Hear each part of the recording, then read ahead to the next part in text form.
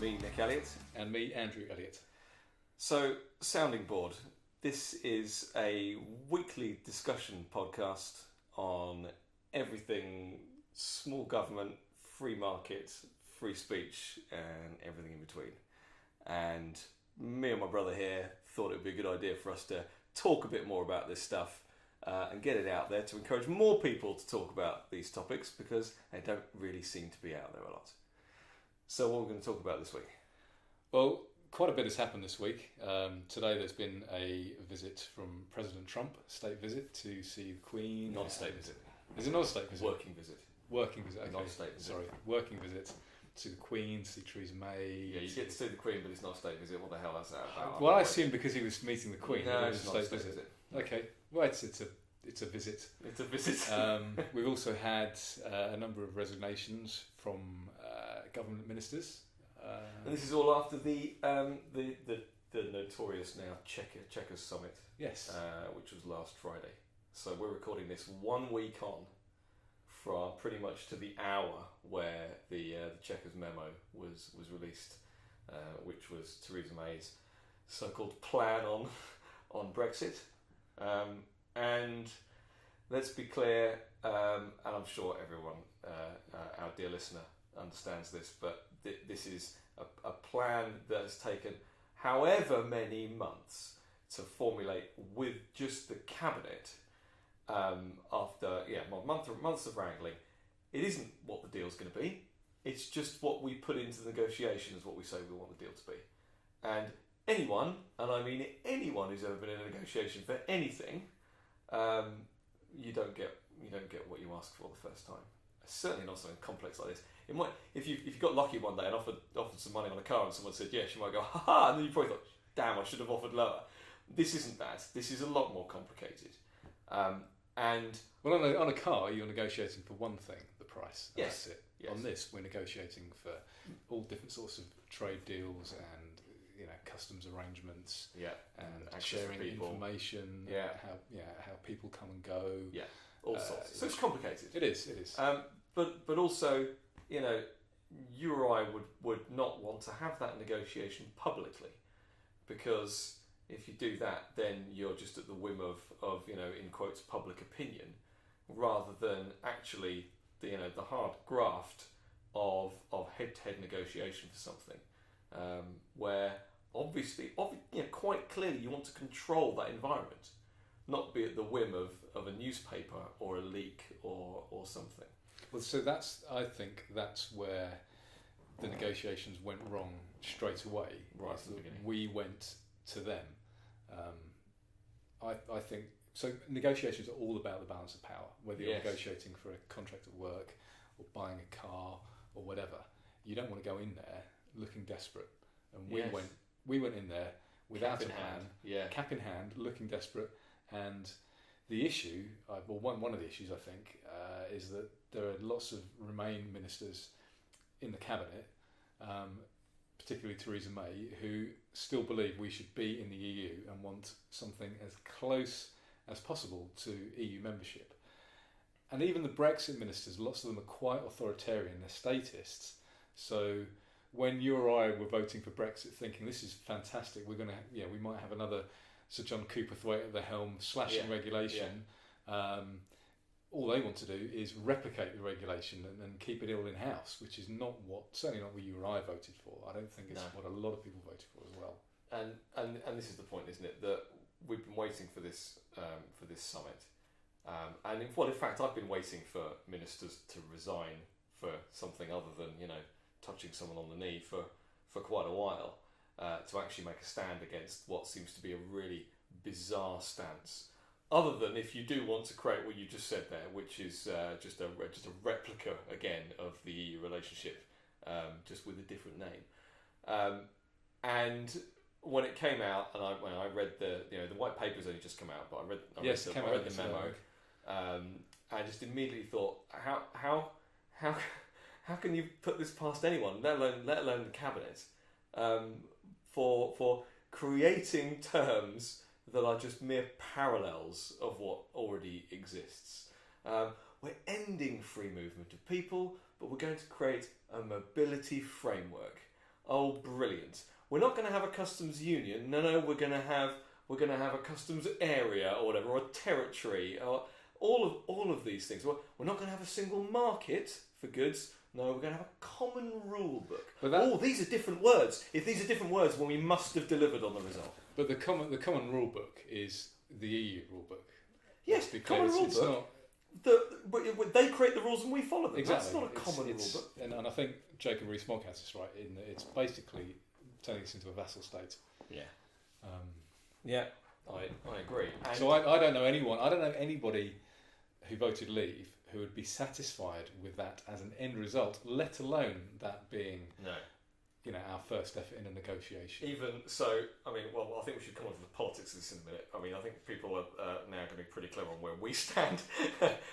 Certainly with Brexit, what we thought it meant, or what we hoped it would mean, because that's a slightly different thing. Even the conversations with my wife this week, who doesn't particularly like talking about politics, albeit she will. Have been massively frustrated this week, albeit mainly because I think she just wants it to be over. Whenever I talk to her though about the things that are happening, and she's like, but isn't it just this? Isn't it just a bit of a compromise? And then you go into the detail and you go, oh, that's not right at all, is it? And that's the point. I think that what the government at the moment is trying to do is trying to pull the wool over enough people's eyes for them to go, okay, we were never going to get what we wanted in the first place, and the general election result, etc., etc., etc., and it's still the big bad EU, so let's get something and then call it a day and move on. It's our job to point out where it's just so fundamentally wrong that it needs rethinking. But I think we should. I want to get onto the politics. I want to get onto what actually happened then.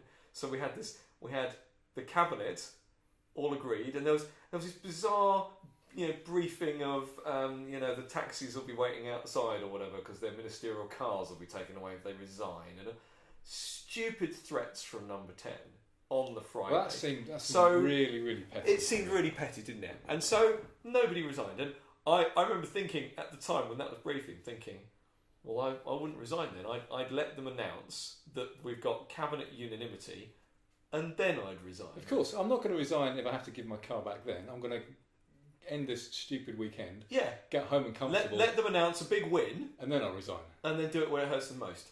And what happened, David Davis then resigned on the Sunday after a day at Silverstone. But yes, because I remember it was about 11:30 at night, and I was just sorting out the kitchen for the next morning, so going back to work. So I was tidying up, doing the dishwasher, and I thought I'll just check Twitter to see if anything's happened. And he just resigned, and I was online until about 1:30, just reading up. Well, reading up, chatting, seeing if anybody else was going to resign. Yes. Steve Baker. Oh, that's right. Steve Baker resigned as well. Yeah. There was, I think. So Steve Baker, a minister in the department for exiting the European Union. Yes, correct. David Davis being the Secretary of State. And there was talk of another minister resigning, but I don't think she did in the end. Yeah. And a few other people were rumoured to be resigning. And then the next morning, I believe, was it about lunchtime? It was about a day later, but I don't think it was evening, was it? There was when. No, I think it was lunchtime or early afternoon when Boris Johnson. I think you're right. It might have even been mid-morning. Yeah, it wasn't long after. I don't think. So I have a theory that I don't think he wanted to be upstaged by David Davis, and I think he was worried that a few more people would be resigning. There'd be a leadership contest, and he wants to be able to throw his hat in the ring if such a happening occurs. Yeah. And so, what were you thinking? You think he wanted to get out early, or he wanted to wait to see what happened first? Is that what? I think he wanted to get out early. Yeah. Just in case it happened, because he didn't want to appear that he was reacting to a leadership.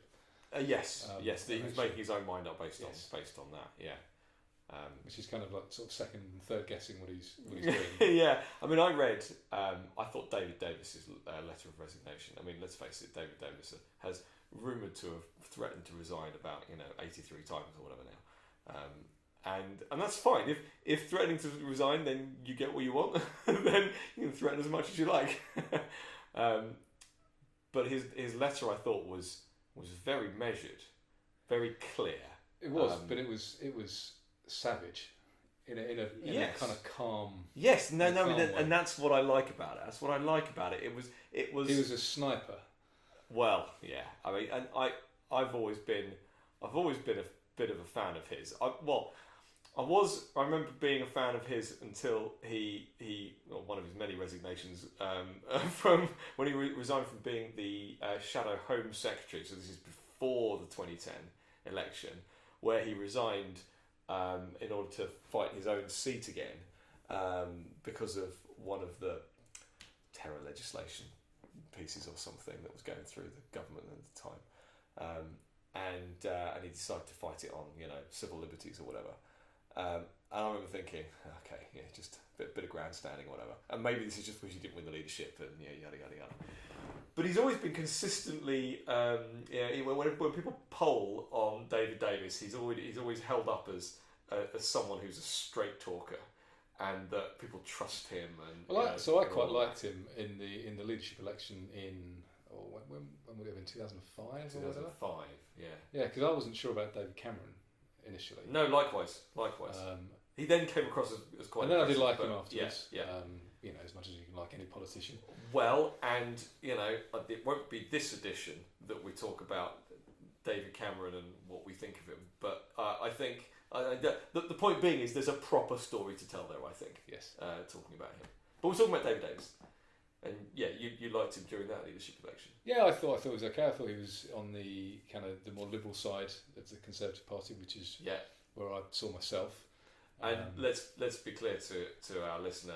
This is the proper use of the term liberal. Yes, the traditional classical liberal, British liberal, not the American leftist authoritarian liberal. So-called liberal, traditional British liberal. Yeah.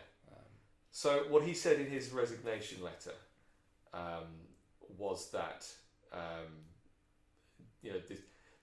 this wasn't something he could stand by, and so therefore he needed to. He needed to go. But if memory serves, well, in fact, am I confusing Boris's letter now? Did he say that the control that we'd have over our laws was an illusion, or was that what Boris said? Because Boris obviously loves words, and so Boris's resignation letter. That might have been Boris's. Boris's resignation letter was a lot longer, and used more flowery language, a colourful language. That's something he swore flowery language because that's how Boris is. But equally, it made the right points, and it made me at least feel like there were some ministers in the cabinet that thought this was a betrayal of the vote. So rewind a little bit then. So before any resignations, everyone's gone dark. We've had it announced that this is the Chequers agreement and the cabinet is behind it. Well, I was just waiting for people to resign. I know, but so Saturday happened, nothing really happened. No one's heard from any of the Brexiteers at all. I'll come back to Liam Fox in a minute. But Sunday morning, who's on the Andrew Marr show? I don't really watch it anymore, but who's out there shilling for this deal? The Govester. What is he doing? And it turns out that right at the beginning of the Chequers, I don't want to say Brexit, and I got Brexit and Chequers. I like that. The Chequers summit on Friday, right at the beginning, he comes out for the agreement and says, "No, this is what we need to do." What the hell? What? I mean, Gove has made some mistakes in his time. And you can argue that we have Theresa May as Prime Minister because of Gove, and so that's one of the worst things he ever did to us. But at the same time, I've always quite liked Gove, and I like a lot of the things he's done. But I at least thought he was a Brexiteer, and then he's come out for this deal. I mean, I think him coming out against Boris is possibly worse than Margaret Beckett coming out for Jeremy Corbyn. There are two horrendous mistakes that politicians have made. I mean, you can keep tracking back all sorts of things, but if only this person did this, but if only that person did that. I mean, those are both very amusing stories to tell, aren't they? But what we got there is suddenly you've got someone who is a key, prominent figure of the Leave campaign saying, do you know what, this is fine. Now, I have to admit, when I heard what he said on Sunday, there was a part of me, because Gove is convincing. I would actually say, and again, we can go back into our political histories at some point, and this is not the last time we're going to talk about Brexit, but Gove was a large part in me absolutely committing to the Leave vote. Really? Yes. When he came out for Leave, bearing in mind that he basically wasn't supposed to. Boris wasn't supposed to. They both came across, David Cameron's mates, and they don't talk to each other anymore. And it's proper personal stuff that happened. Gove has always been a Eurosceptic, and so it was a difficult decision for him. But when he's always been a Eurosceptic. Yeah, but he was shelving it for David Cameron and. Right, I don't know too much about history, to be honest. It's not shouted about it, but this was the issue for him was can he really honestly either not campaign or campaign for Remain? And so I remember his one of his first interviews or whatever, BBC interview, where he just went out there and it was all about sovereignty and taking back control and all this, and that was the moment I was like, yeah, okay, fine, you got me. Yeah, you got me on that. He was describing even how the court system worked, because he was Justice Minister, so he knew how it worked, all of this, and he was really convincing. And he slimy politician, yes, but convincing. On Sunday, he was convincing me of this approach, and he used a phrase. I'm not sure if I've got the exact words, but it was not letting the perfect be the enemy of the good. Is that right? Or the best being the enemy of the good. And so the point was, we're not going to get perfection, so let's get this. What he also said, and I read an article this morning that said the worst thing that could possibly happen now is for the EU to say, yep, we'll go with that deal, which is absolutely the case. But it was him saying, this is us being very, very generous, and so what we're now expecting is a very generous offer with compromise back. And if we don't get that, then we're off. And that seems a good position. But the point is, you've already compromised too much with this. You have. So the EU are not going to come back with compromises that harden the Brexit deal at all. No. So whatever they come back other with than forcing a so-called no deal, because they're so hardline in the indivisible nature of the four freedoms and all of that they're saying no, you can't just take goods out. So it's either going to be no deal, or it's going to be a softer deal than this. An even softer deal, yes. Which is way too soft already. Yeah. Even if you might want to think, okay, don't let the perfect be the enemy of the good. Yeah. But that doesn't mean that you don't opt for perfect in your first negotiation. Absolutely, because the whole point is the negotiation is about moving from perfect to acceptable. Exactly, isn't it? From both sides. You put in a silly offer. Yes. You put an offer that you're not expecting. To get acknowledged at all, and then you work from there. But we put in a daft offer. Exactly, they put in a daft offer, and then we work somewhere exactly that may be agreeable by both parties. If not, then we don't have a deal. So then we've got Gove come out for the deal, or for the offer, should we say? You've then got David Davis can't live with it, Boris can't live with it, and as you say, there's everything's politics with Boris anyway. So he's thinking about whether or not he can become PM at some point, which is fine, and frankly, anyone would be better right now. Then again, someone I've had my eye on for a long time, Dominic Raab, then gets promoted to be the Brexit secretary. And then I think complete sellout. See, that was my thing. I've had high hopes for him. I've quite liked Raab. My instant reaction was not on, oh good, we've got a proper Brexiteer in it. My first thought was, oh no, May's promised him something and he's sold out. The point is, no one should have accepted that job. Exactly. In fact, it would have at least made more sense had Gove come out on Sunday, said all that stuff, and then her point at Gove and say, see, Gove's going to be the guy. That would at least have made some sense, and he would have done the groundwork first to show, I believe in this deal. No Brexiteer should have accepted that. No, exactly. And so, Dominic Raab has now his card dropped is marked like a stone. Yeah, in my estimation.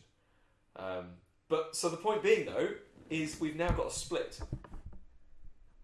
We've now got a split in the Leave side, in the Brexiteer side, which is obviously bad because what they need to do right now is just come together around one person, and it almost doesn't matter who it is. Boris, David Davis, whoever, Rees-Mogg, they just need to come around one person and say, we're going to have the leadership election. We're going to all get behind one person, and their only mission is Brexit. Because my worry now is that in order to get this through, because you've got a handful or more... To get what through? The proposal. So it needs to go through Parliament. Yes.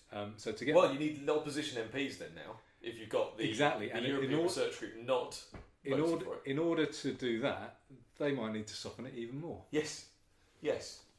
Yeah, because suddenly parliamentary sovereignty has become Parliament is the government in the eyes of every Remain voting MP, which is complete nonsense. You have a government, and yes, the government is drawn from our Parliament. It's not like the American system where you're not part of the legislature. But the legislature don't run the government. They set the budget, and that's it. And over here, again, they make laws, they scrutinise, but what they want to do is run the actual negotiation. It's not how government works. And they do all this under the guise of sovereignty. Well, you wanted Parliament to be sovereign. Yeah, but I don't want Parliament to be the government. If we needed to get a vote from 650 MPs every time we want to do anything in government, nothing would happen. Hey, that's quite a good idea. Maybe that would mean nothing would happen. See, I don't mind this because it lets people know just how bad government can be and how bad our system, can be. Yeah. So the more that people perhaps realise that government and particularly politicians and that no system is foolproof, and that they perhaps want to start making a few more decisions on their own, the better, as far as I'm concerned. Which I think is probably a good point to pause and let's come take back a break in a couple of moments with a gin and tonic. I imagine. You're listening to Sounding Board with me, Nick Elliott, and me, Andrew Elliott. See you in a few minutes.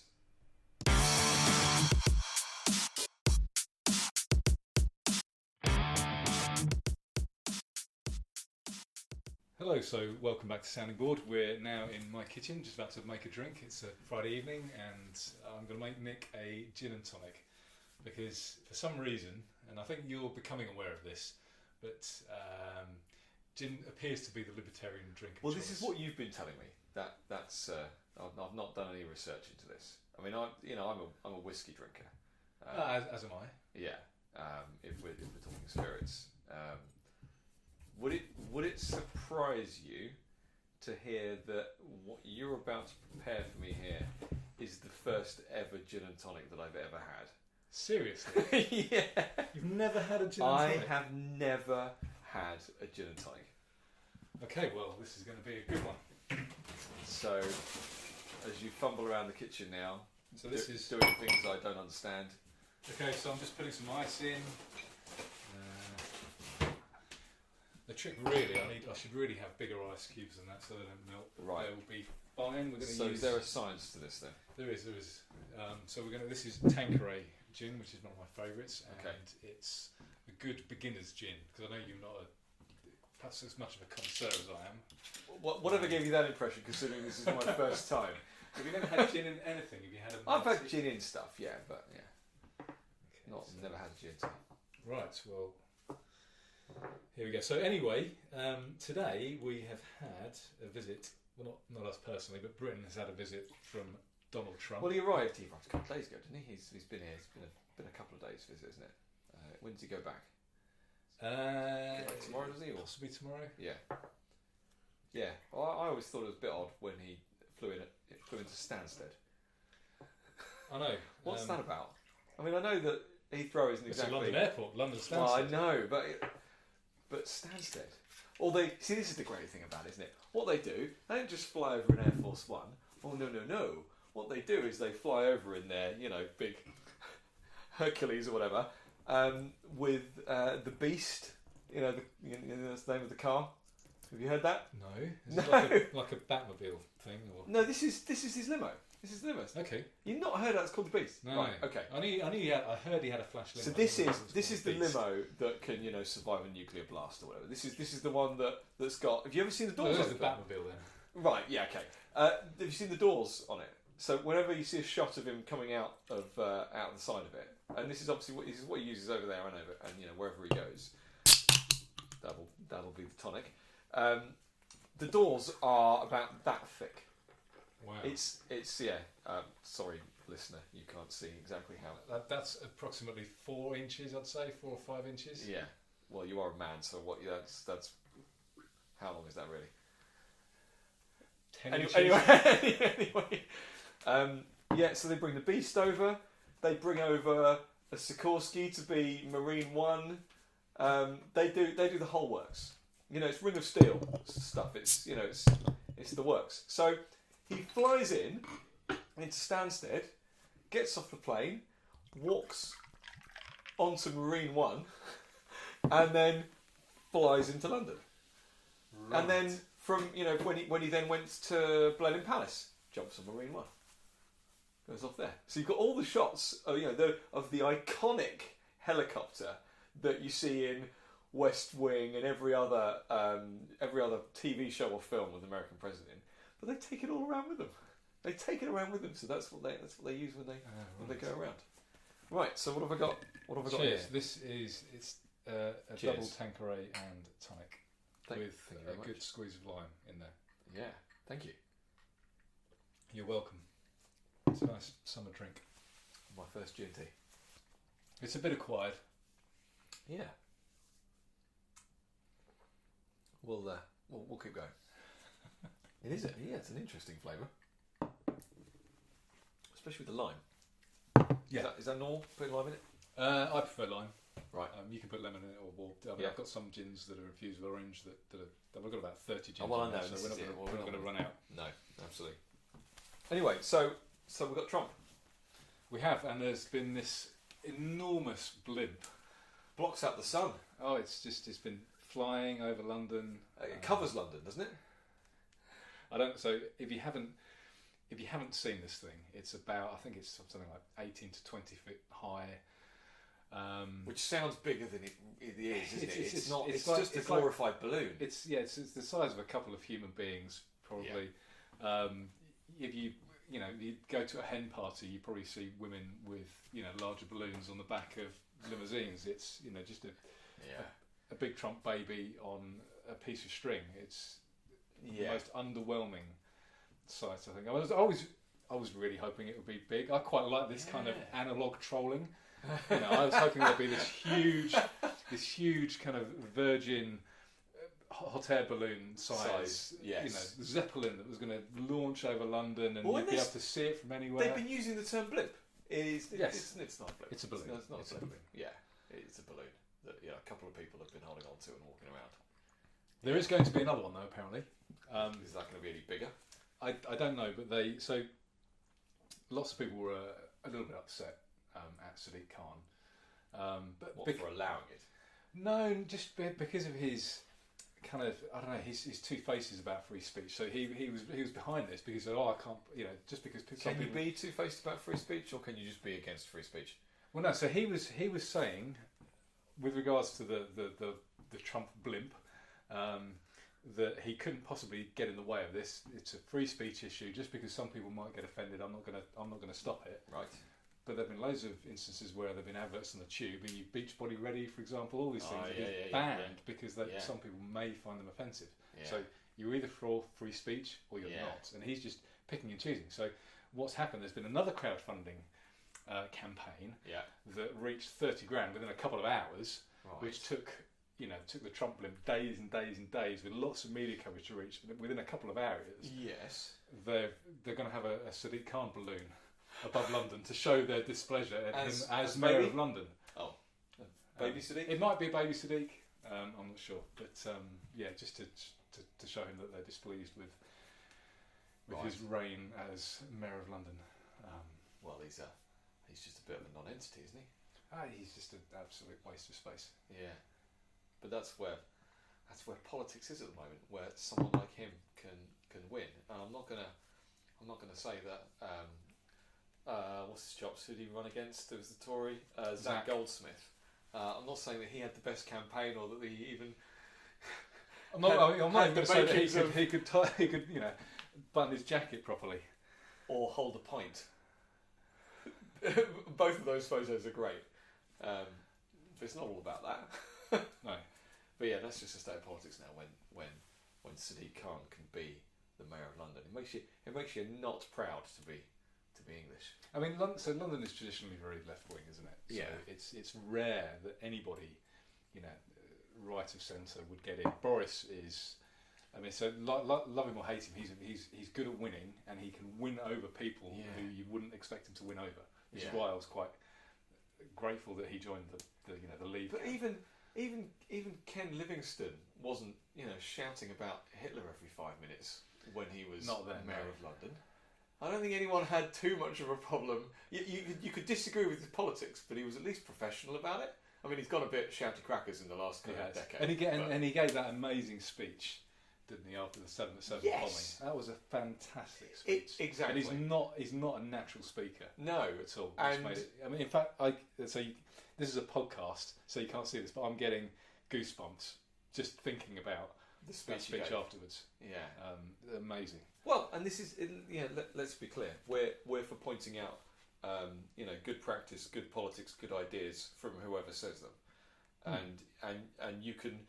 There's no one's all good, no one's all bad. I'm a firm believer in. So we may spout off and say, "Oh, that person is dead to me," and I really like this guy, and whatever. But what we mean is we like something, probably most of what this person is saying or what they've said, and there are going to be times where if someone says or does something, then that does just trump everything, and it doesn't matter what else they can say. But there are plenty of examples where creatures of the left will say things, and you think, no, I totally agree with that. Totally agree. And if we're talking about speeches, then it was Hilary Benn's speech, in the Commons, which again, that one gave me goosebumps. This was on whether to bomb Syria, I think, which sounds bad when you say it out loud like that. But he gave a cracking. That was the best speech I'd ever heard in the Commons, by far. Yeah, I have to agree with you on that one. That was exceptional. Yeah. You and it took a lot of courage to say it from his side of the benches as well. Stood right behind Jeremy Corbyn. Behind Corbyn, up against his dear leader. Yeah. Trump, if we're coming back to him, isn't. And this is what's great. He is not a natural orator. He's not someone who you would say gives good speech. Okay, but he's very easy to listen to. Yes, he's incredibly engaging. He's no Churchill, but you like listening to him. Yeah. He's easy to listen to. He's quite amusing. I think there's a little bit of self-deprecation in there as well. I'm sure. Oh, there absolutely is. I'm sure he says stuff he knows are going to wind people up. Of course he does. He loves winding them up, and the fact that they don't see that, I think is really funny. Well, so one of the things that surprised me is that people are still treating him, and they still appear to be expecting him to act like a politician, and he's not a politician. That was why people loved him. Why he was a bit Marmite in America. Yeah. One of the reasons people wanted him is because he's anti-establishment. He's not a politician. He doesn't need the money. Yes. He's not in anyone's pocket. Exactly. Yeah. And people are still expecting him to behave like any other party politician who's relying on this as a source of income. Yes. He's relying on this for their For career. their career. Yeah. He's not doing any of that, so he doesn't care about saying, "I'm not going to answer any questions from CNN. You're just fake news." And then moving on to let's go on to Fox, a real network. Is what he said earlier. That's what he said today. He doesn't mind about that because he's not. He doesn't care. But what No. was CNN When to asked him? about Boris Johnson, so in an interview with the Sun, and then again repeated today, while standing 3 feet away from Theresa May in a joint press conference, he said, "Yeah, I think Boris Johnson will be a great Prime Minister." And you're laughing because it is funny because she was 2 feet away. She obviously wouldn't have appreciated that, but it's because he's not a politician. And he doesn't care. It's because He's he just doesn't gonna care. say He then what said it is. lovely things about her. He did, But there's an etiquette to these things that he does not care about. which is quite refreshing to see. I think. Yeah. I prefer people who you know where you stand with him. You know where you stand with him, and so do you prefer people who don't? I can see from the look on your face that you're going to throw me a googly. So people who don't quite adhere to the etiquette. So who do you have in mind? These things? Oh, come on! It's got to be. We've had so much good news all in this last week that we can talk about. It has to be Juncker. It has to be. If anyone doesn't quite conform to the way that a senior statesman should, then it's Juncker who today had to Staggering. had to be held up by the people around him. Had to be helped down the stairs. Had to be caught a number of times by the person behind him. Well, he was worse than Hillary Clinton in the election campaign. When she overheated at 72 degrees or whatever. Yeah. He was just. And let's be clear that she wasn't pissed. No, there was something. There was obviously something. Yeah. Something quite wrong there. And then, so because people were saying about Juncker as well, saying, "Oh, it's sciatica. He suffers with sciatica." Who was saying it? What? Today's issues were his sciatica. Apparently. Does he need a lot of medicinal drinking for his sciatica? Then? Well, that's what people were tweeting. There were lots of tweets this evening from people in like pubs saying, "I'm at the sciatica clinic," and all this kind of thing. I'm having a Cabernet sciatica with my evening meal this evening. But yeah, and there are lots of other people who are saying that I've got a bulging disc. I suffer from sciatica, and he's smashed. I know it's exactly. I have sciatica and I have been smashed. I can tell you that is what it's like when you're smashed. I think most people who've been smashed will recognise the behaviour. They'll appreciate it. I think. Yeah.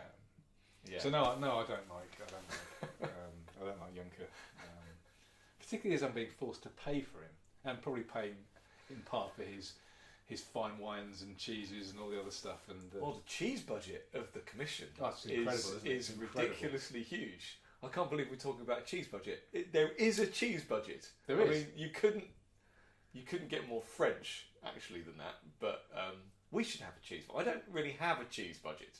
But I'm thinking of having a cheese budget. Yes, it's ridiculous. As if you need another reason, but Oh yeah. You just have to look at Juncker and everything he says and everything he does as a reason for us probably not to be associated too strongly with the European Union. Which, let's be very clear for anyone listening, that's not the same as being close to Europe in any way, shape, or form. In the same way that we want to be close to lots of other countries and trade with them and be friendly with them. Well, I'd almost say it's the not opposite, the because some of the things that I like about Europe is that you can go to France and it's French and it's different. You go to Germany and the place is different. And I've visited lots of European countries, and I quite like visiting different areas, different cultures. And with the EU, they're kind of just making them into one single homogenous entity that has no character at all. Yeah, that's a problem. So let the Greeks be the Greeks, and let Are you saying that these countries with their different? Stop smiling. There's another googly coming. No. This is. I'm throwing up the ball for you to hit squarely. saying? You're ready now, yeah. Are you saying that countries with different retirement ages, with different cultures towards hard work or earnings or corruption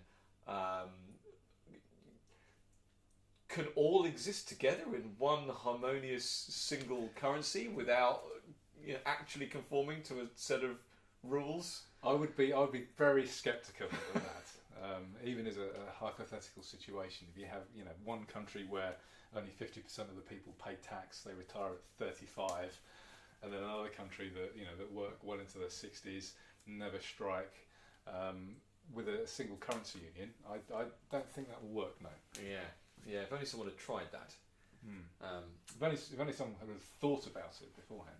Well, but you see, this is where it's so obvious, and there aren't enough politicians, certainly. And again, it's Jacob Rees-Mogg points it out when he's able to quiz Guy Verhofstadt in the Common Select Committee, which is pointing out where the EU picks and chooses when it wants to abide by its own rules. Okay, yeah. And you just have to look at the fact that there were rules for joining the single currency, which they went, Greece, don't worry about these rules. It'll be fine. And it's And there are rules about no bailouts. No bailout. It wasn't that bailouts weren't mentioned. There were rules against specifically saying there will be no bailouts. They still bail people out. They've never had any audited accounts, I don't think. Oh, I've known 17 that. or 18 years or whatever. I've known that for a long, long time. That was before even they were called the European Union. I remember. Again, when you're adding up the reasons why you don't like the European Union or whatever it was, his predecessors were called, that was a biggie for me. If you can't even have your accounts signed off, then how good an organisation are you? Again, it's these examples for us of government doesn't work. Well, yeah. So another example of why their particular parliament doesn't work.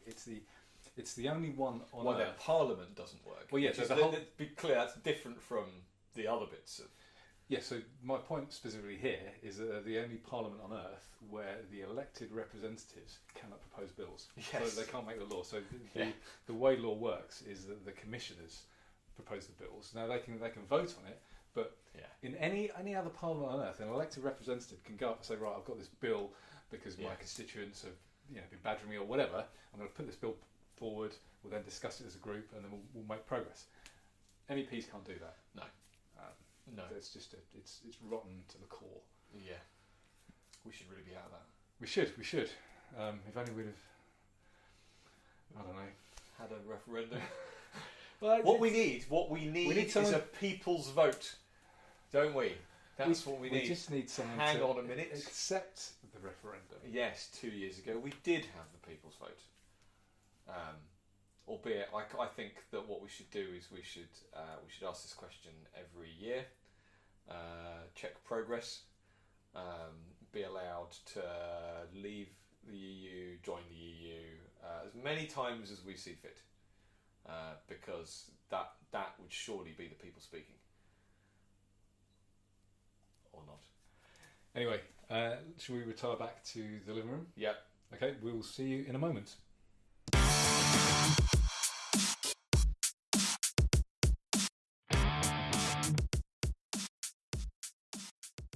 Welcome back to Sounding Board. So we're back in your living room again.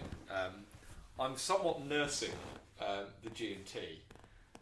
You're not a full-blown libertarian yet, I don't think. I'm not. I'm not sure. I will be based on my gin drinking. But anyway, maybe we'll have a whiskey next time. We will. We can certainly have a whiskey after this.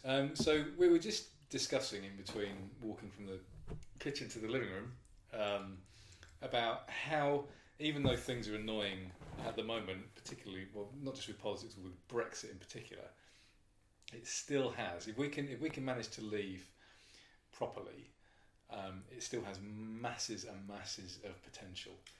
And this is certainly what is so frustrating. It goes both ways. So we could leave the EU and end up with Jeremy Corbyn as Prime Minister and end up as, similar to Venezuela. So it could go very, very badly. But on the flip side to that, we may have another Sir John Cooperthwaite or Ludwig Erhard, and we might have our own. We've got the potential of slashing regulation, of dropping taxes, of having our own economic miracles, similar to growth. Germany in the in the 50s. Germany went from being basically bankrupt, and okay, they had like a little bit of help from us, but basically they were bankrupt, and they went from that to having the strongest economy in Europe. They rocketed past everybody else. Similar with Hong Kong. Hong Kong were very, very poor, and now look at them. And it's because of free markets. It's because of free trade. It's low taxes. It's all the good stuff. All the stuff that we want. All the stuff that was invented over here in the West, but is rapidly becoming out of fashion. And it's very much out of fashion. We want it back. Yeah, which is why, and this is what Sounding Board is all about, isn't it? It's about us talking about those ideas and trying to get across that they are the right ideas. They're the correct ones, and everything else kind of pales in comparison. And we talk about. I think sometimes people get scared off by the term libertarian or libertarianism, but I like using the word freedom because it is about free markets and about free speech, and it's about the freedom of the individual. It is. It's about the individual being over the states. It's about mutually beneficial exchange. It's about voluntary transactions. Exactly. It's all like I and just to be clear, we're happy for anybody at all to challenge us on any one of these things. Yes. And I'm comfortable disagreeing with anybody about anything and arguing based on the facts. Exactly, and I'm happy to portray my side of the argument and have someone do the same back at me, and we can either agree or come to something in the middle, or just I'm not afraid of hearing an opposing argument. I'm not going to platform anybody. I believe that the ideas we're putting across here are strong enough on their own, even with you and I, who aren't particularly experienced in debating or talking. Yes. The ideas will kind of come through and stand for themselves. And this is important, isn't it, for people to understand? We're not journalists. We're not politicians. We're two brothers who want to try and get a message across. And it's because everything has told us from all of our personal experience or the experience that we see in the world that these are the right ways of working. And I think we've both independently looked at the evidence as well. We've come to this from different angles completely, and we've had different journeys to get here, which is probably worth exploring at some point. But we are we're kind of pretty similar now, aren't we? In kind of the way we think. I mean, I would describe myself as a classical liberal, which just look it up on Wikipedia. Whereas you would describe yourself more of a libertarian. Yeah, libertarian or voluntarist, I think, is probably the. But I would be more than happy if we had a classical liberal government. Yes. Where it was just a. The night watchman state that it was keeping us safe, providing a legal system.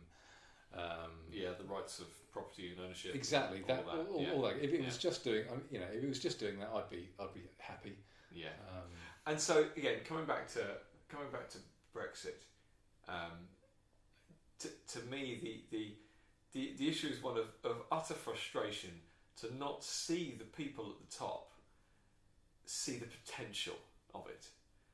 And just to be shouting at the TV or the radio or whatever it is you're reading at the time, can't you see? Can you at least see now that what the Leave side was talking about, to understand what the potential is for this, in terms of trade, in terms of growth and boosting the economy, and I wanted to believe that Theresa May and Philip Hammond, as the two people at the top, did have some kind of vision for it.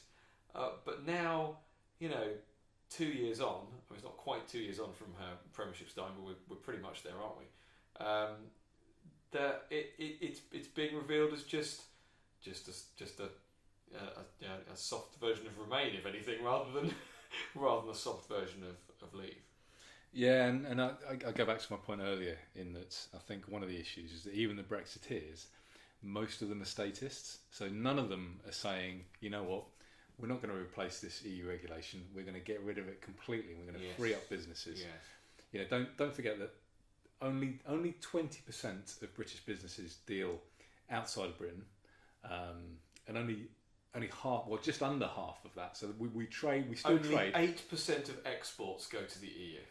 8%. Why are we going to shackle ourselves to a set of rules so that the other 92%? That's exactly my point. We trade more with the rest of the world, but the vast majority of trade is within our own borders. So why do you want to have 100% of British businesses burdened by the successive regulation when we could just, if we had a trade deal with any other country, then whoever's trading with that country has to deal with their standards, and that's fine. That's if you're selling to a customer, you provide what the customer wants. You sell into a market, and Exactly. you design the product to meet the standards of that market. But if somebody does that, then everybody else doesn't have to adhere to those standards. They might want to sell to another market that perhaps you've got your companies that want to deal with people in the EU. There'll be some that want to deal with America. There'll be some that want to deal with China. There might be some that want to deal in Africa, who maybe can't afford to pay for the high standards that that Europe demands. Or it's something as simple as labelling. Exactly. Yeah. Exactly.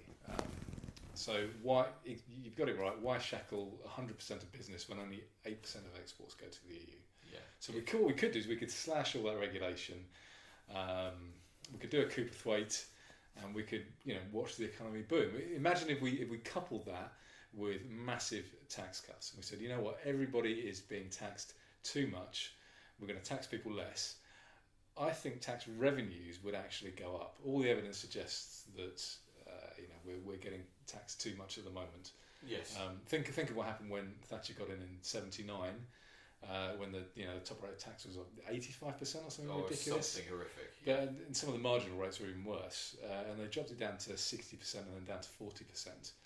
And in '79, the top 1% were paying about 13% of all income tax, and now it's over a quarter. Yeah. So 27%. So you drop taxes, and you get more revenue.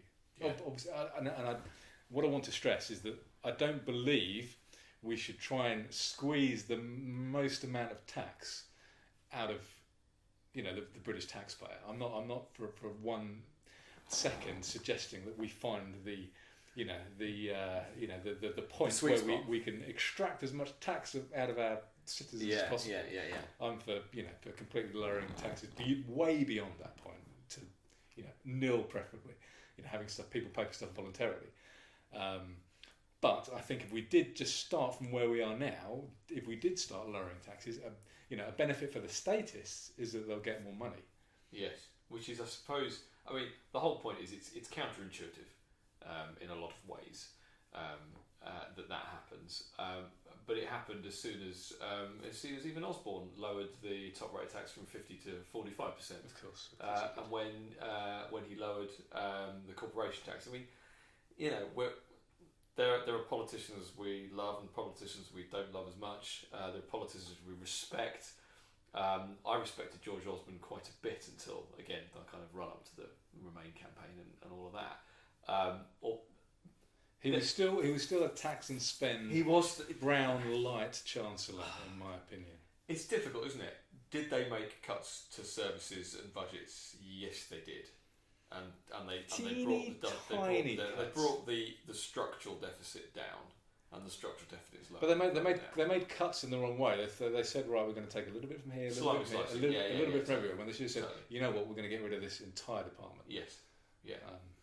But what he did do, the positives were the massive lowering of the corporation tax rate.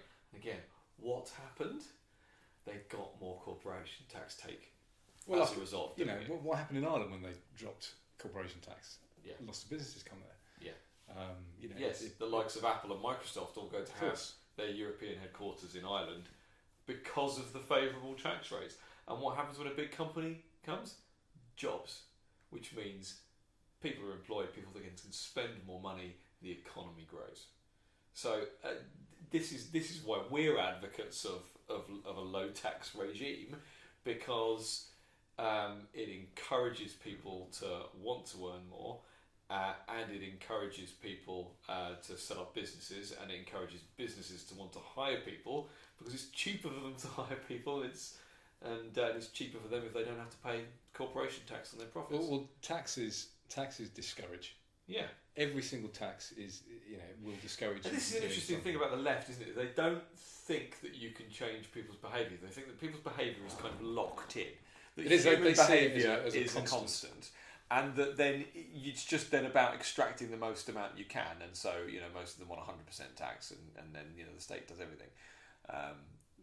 But, I was thinking, this is a slight digression again, and I'm sure we'll spend more time talking this about another day, but I was thinking again about the NHS, because obviously it's 70 years and all of that kind of stuff.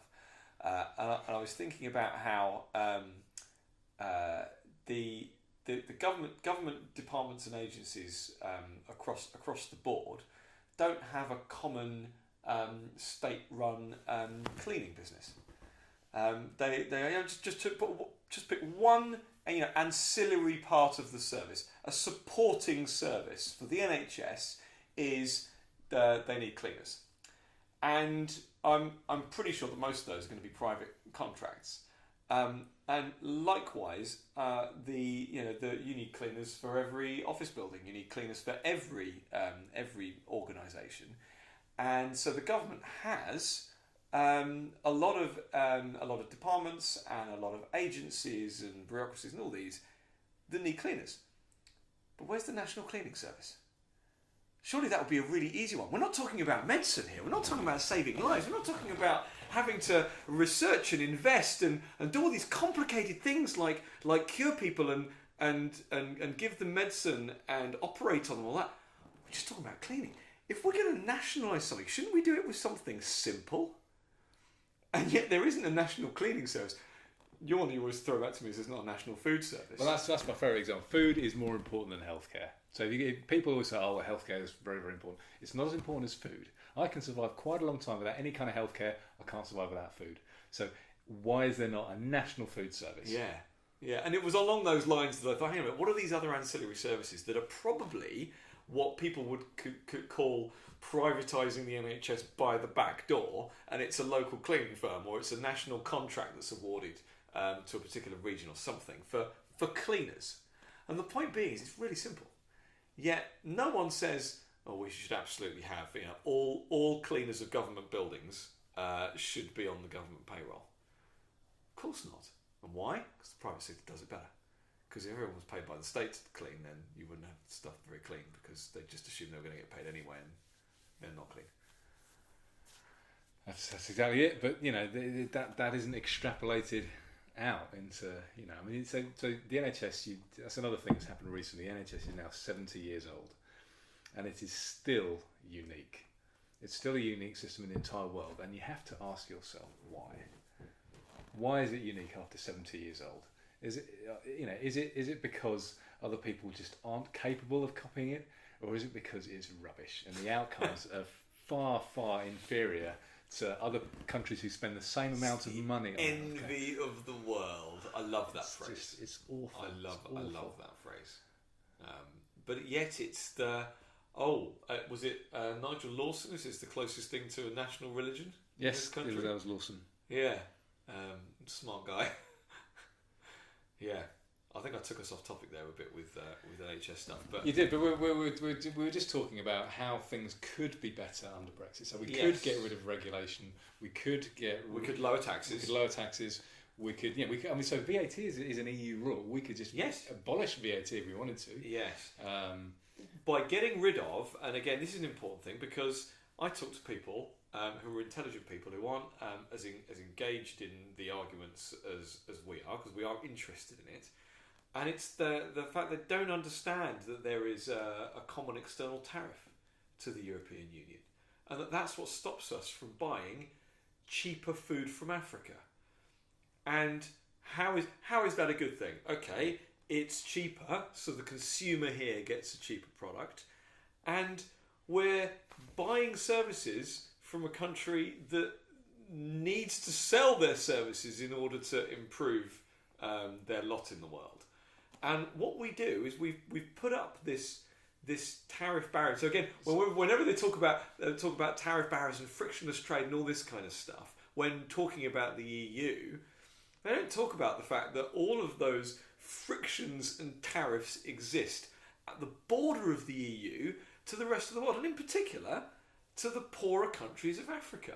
And if we want to try and support these countries building themselves up, why the hell aren't we trading with them more and saying, you've got fresh produce that we could buy, and rather than putting a 25% tariff or whatever it is in order to sell it into our country, we'll take it as is, and then you get the trade, you get to hire the staff and pay the good wages and lift your country up by the bootstraps, and we get cheaper food.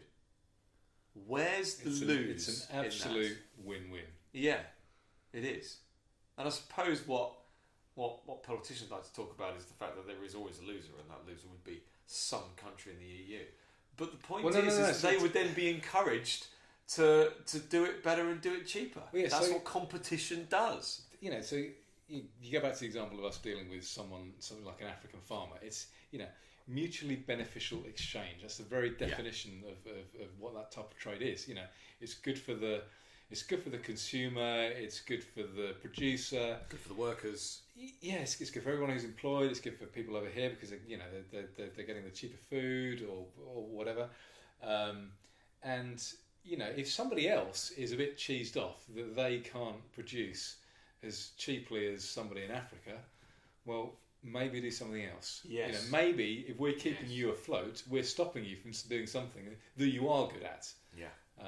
And that's why I like, for want of a better, well, I was going to say capitalism. That's why I like free markets, because we're not propping. Capitalism's got a bad name, hasn't it? And it's seen as greed. It's seen as promoting greed. And I think most people see it as the pursuit of capital, which is understandable. Yes. And obviously one of the best ways to do that is to be in league with the government, which is more what I would think of as corporatism. Yes. So people mistake capitalism with corporatism, yes, and that's free markets. We'll go into that in another edition, I think, as well.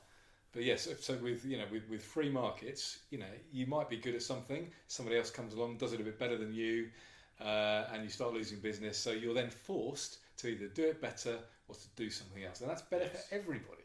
Yes, absolutely. And that's what we could do. So if you only have to look up Cooperthwaite on the internet, or the German economic miracle Ludwig Erhard, and you can see there is so much evidence as to when these ideas have been tried relatively recently, and they've massively succeeded. And on the flip side, you can look at recent examples of places like Venezuela, the Soviet Union, China, in relatively recent history, where North Korea, where they've tried the exact opposite, and look where they are. Yeah, or where they were. Yes. Again, so China's had a boom. Do you think that could be because they've started to embrace free markets a little bit? Yeah. Soviet Union, that's not around anymore. Yeah. So we've covered an awful lot of topics in that last bit, but I think that to me that just serves as an introduction to what we want to talk about on this podcast. And without rambling on any more about any of those, I think we should just leave it there, and encourage people to tune in next time, because we want to talk about free trade. We want to talk about comparative advantage. We want to talk about why these ideas are good and why low tax, small government, and all the rest are the ways of working that work. So we'll see you next time.